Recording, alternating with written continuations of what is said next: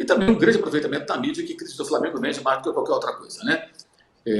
Aqui em São Paulo, a imprensa fala do Flamengo, parece que o Flamengo é um time paulista, porque dá audiência, né? E o Flamengo realmente deverá ter o seu estádio aí nos próximos anos. Bom, meus amigos, vamos acompanhar agora o debate do programa Fim de Papo do canal UOL, que tá bem bacana aí, com Mauro César Pereira, tem o André Kampf, acho que é alguma coisa assim, perdão, amigo, se eu não souber falar o nome dele direito, Danilo Lavieri, André Rocha e Eduardo Tironi. Depois nós teremos aí também o João Guilherme falando sobre a questão do estádio do Flamengo, ele abordou esse tema aí, comentou algumas informações aí sobre isso, deu sua opinião também. Então, meu parceiro, você que tá chegando aí, botão aqui embaixo, inscrever-se, clica aí, se inscreve no canal, aciona o sino da notificação e amassa o like, porque isso é muito importante para o nosso crescimento aqui no YouTube. Quando você se inscreve, o YouTube entende que o nosso canal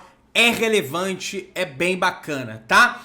Bom, tá aí o Maurão, será que ele detonou alguém dessa vez? Imprensa paulista que abriu. E o Mauro de São Paulo, hein? Fala da imprensa paulista e ele de São Paulo. Vamos embora acompanhar aí no final do vídeo tem as minhas conclusões. Ô, Mauro,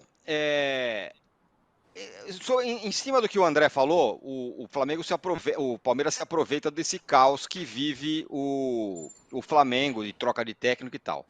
O outro lado de se enxergar essa história é muito do que o Flamengo queria, não tudo, mas muito do que o Flamengo queria era ter uma continuidade de trabalho como tem no Palmeiras com o Abel. E está buscando isso há muito tempo, tanto que trocou de técnico por um novo projeto, apostando que poderia dar certo. Já não é a primeira vez, está fazendo assim desde o Jorge Jesus.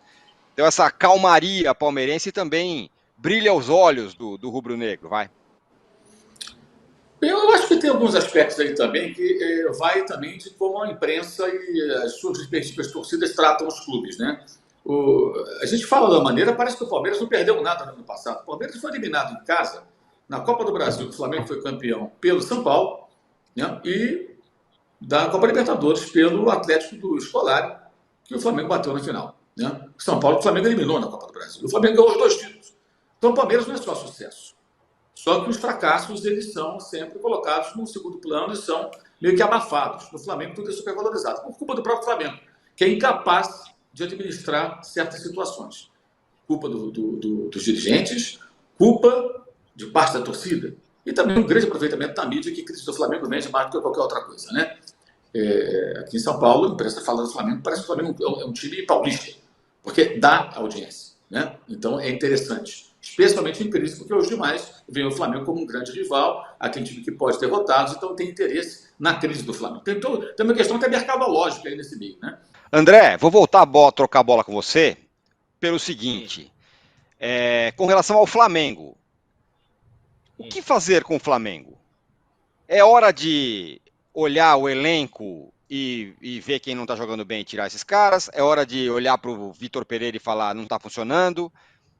Alguma coisa precisa mudar até nos próximos dias aí, terça-feira, que tem a Recopa e o resto da temporada. Qual é o que fazer com o Flamengo? Que está aí liderando aqui a nossa enquete como o melhor elenco, disparado, aliás. 67% votam no Flamengo como o melhor elenco. Eu acho que para terça-feira não tem o que fazer, justamente porque os reservas do Flamengo, quando entram, não dão a melhor resposta.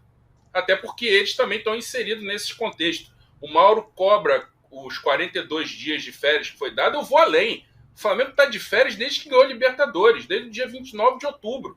Porque aquilo que aconteceu no final do Brasileiro, para mim, já entra nas férias já. Aquilo foi uma desmobilização absurda, total, entendeu? Do clube em geral. Então, por exemplo, um jogador como o Pulgar, ele chegou tarde, erro da diretoria, que não contratou um volante para conseguir inscrever na Copa do Brasil e quase perdeu a Copa do Brasil por causa disso, porque jogou um segundo tempo numa final com Davi Luiz e Mateuzinho no meio campo. Aí ele chega, demora a estrear, aí quando joga aqueles jogos de brasileiro com o Flamengo já praticamente abrindo mão do campeonato, tem uma lesão, tem data FIFA, aí ele volta, e aí quando começa a pegar um ritmo, ele ganha 42 dias de férias. Então é um jogador também que está prejudicado em relação a isso. Agora, eu acho assim, para terça não tem muito o que fazer. Agora, pensando lá na frente, tem duas questões aí. Uma é quem o Flamengo vai contratar agora. E a informação que boa parte dos setoristas e tal, que cobrem o Flamengo, é que o Flamengo está atrás de um jogador de meio campo e de um jogador atacante pelo lado direito. São esses dois. O Mauro também já trouxe essa informação. Tem que ver quem são esses caras. Vai contratar de orelhada? Vai contratar de indicação de alguém? Vai contratar porque é ligado ao empresário tal? Ou vai priorizar a qualidade? Porque se priorizar a qualidade, aí a coisa começa a clarear. Porque esse time, esses jogadores, esse banco do Flamengo, o elenco do Flamengo tem muita qualidade. Se você for pegar zagueiro, ninguém tem 5 zagueiros do nível do Flamengo na América do Sul. Ninguém. Não chega nem perto.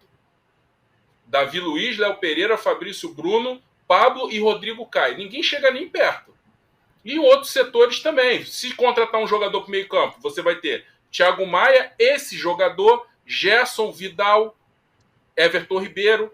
É muita qualidade. Se trouxer um atacante pela direita, você vai ter um bom atacante pela direita e o Cebolinha pela esquerda, que ainda não rendeu, mas aí cabe ao treinador encontrar uma maneira de potencializar ele. E aí, na minha opinião, o que falta ao Flamengo é inversão de jogo. Porque ponta vive de inversão de jogo. É receber a bola invertida, pegar no 1 contra o lateral, driblar, chegar no fundo ou cortar para dentro e finalizar. Se ele dominar e tiver um cara marcando fundo e um cara marcando o corte para dentro, ele não vai sair dali. E é o que acontece no Cebolinha. Por quê? Porque o Flamengo toca do lateral para o zagueiro, para o outro zagueiro, para o lateral, para o volante, para a bola chegar no Cebolinha. É muito tempo para chegar no jogador. Quando chega, a marcação já está em cima. Isso, eu acho que isso prejudica ele, tirando todas as questões dele que não está conseguindo render desde o tempo lá do Benfica, tirando um ou outro lampejo.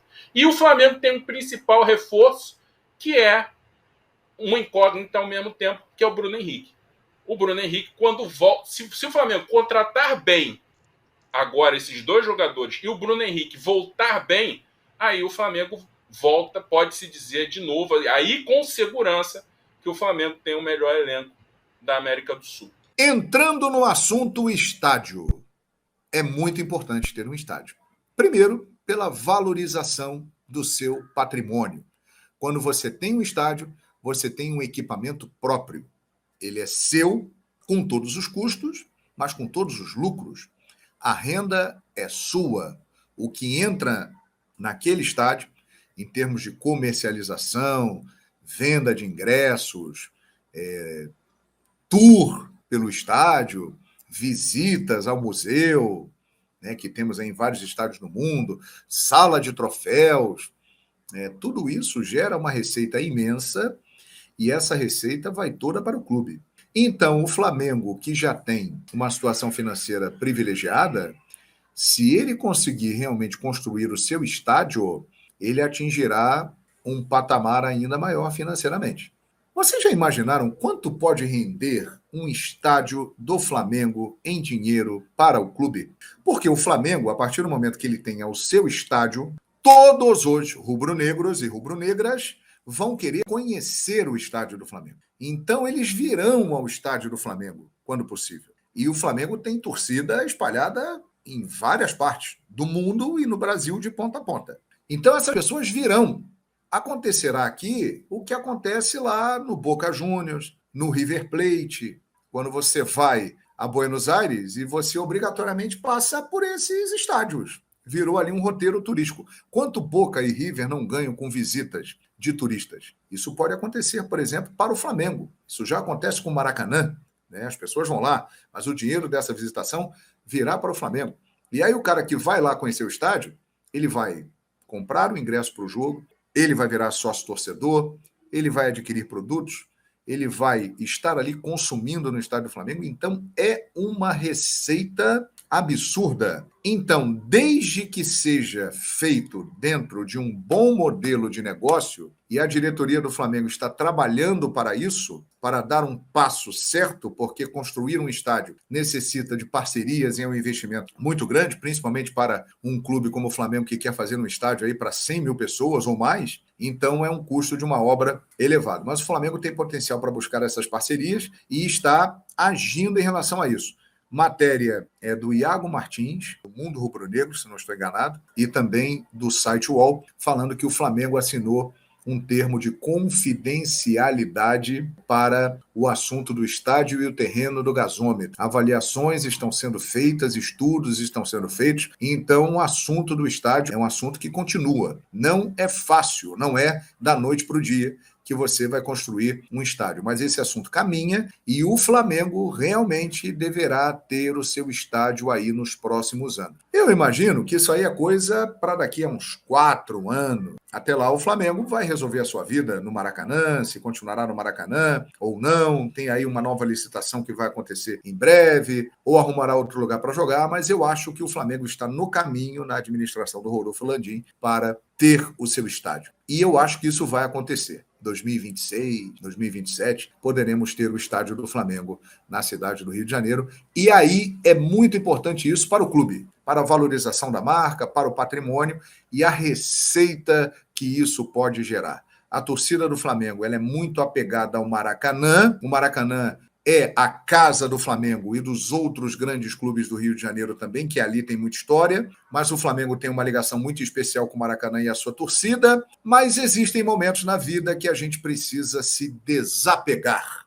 E eu tenho a impressão de que esse desapego do Flamengo com o Maracanã pode ser bom para a equipe rubro-negra. Então tá aí, né, galera? Tivemos aí o nosso querido João Guilherme falando sobre a questão do estádio, tivemos o Mauro César no All Sport aí falando sobre a imprensa de São Paulo, gostaria de criar uma crise no Flamengo, e o André Rocha comentando aí sobre contratações também, assertivo ali. O Flamengo deve buscar um ponta-direita, também um jogador ali de meio campo, um volante ali que o Flamengo tá precisando, e o Vitor Pereira precisa acertar esse time do Flamengo. Aliás, time alternativo, vai jogar contra o Botafogo. Flamengo acertou a renovação de contrato do Matheus França, beleza? Informações que saíram agora há pouco aí do jornalista Venê Casagrande, tá dando devido crédito a ele. Meu parceiro, dá aquela moralzinha de sempre, se inscreve no canal, aciona o sino da notificação, amassa o like pra gente continuar crescendo aqui no YouTube. Valeu? Beijão, tamo juntão e até o próximo vídeo.